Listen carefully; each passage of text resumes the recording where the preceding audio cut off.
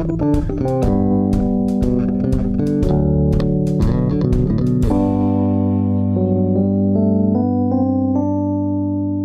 I finally played the critically acclaimed 2013 title The Last of Us.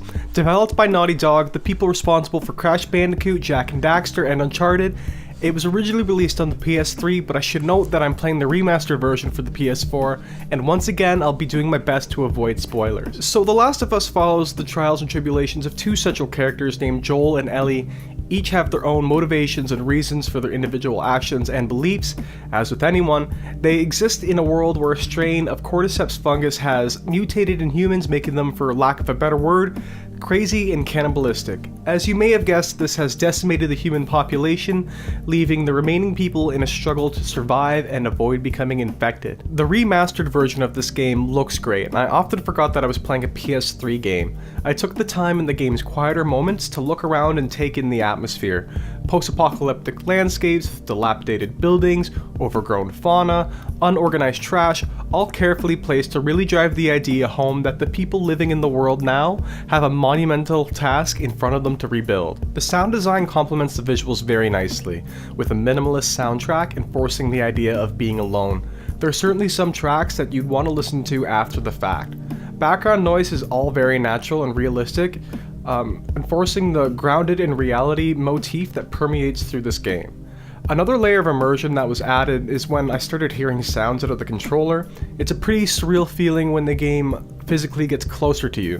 The world almost feels like it's in your hands, and it's one of those little things that make a huge difference, and I'm surprised that I don't see, or better yet, hear it more. Likewise, the voice work is all top notch. Obviously, it's super important in a narrative-heavy game like this. Which brings me to the gameplay portion of my review. The Last of Us tries its best to give us meaningful gameplay to its story, and it's here where I've heard suggestions or complaints that this game's story could have better been presented as a show or a movie, and with the proper care I kind of agree.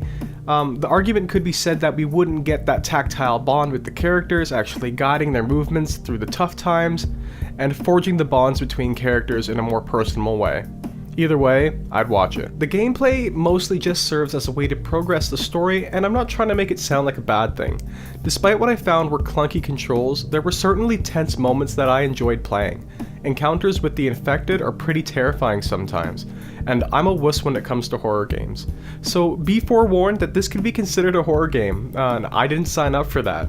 Some of the most fun I had in this game were situations where I could use stealth and a wide area to either sneak by or stealthily eliminate my enemies. Although these moments did kind of remind me of the Batman Arkham games or even the earlier Splinter Cell games. The gameplay pattern is mostly walk, sneak or fight, sometimes run, then view a cutscene, circle of events. And it sounds bad, but I did enjoy it, which makes me wonder why games like The Order 1886 get such a bad rap when they are so similar. But before yelling at me, I do agree that The Last of Us handles this narrative style way better and with more variety. Where The Last of Us truly shines is in its character development. It's as almost if the events around them are ancillary to the arcs that these people go through. The Last of Us examines fundamental human emotions such as loss, guilt, fear, hope, and it deals with them realistically, which is a nice change of pace.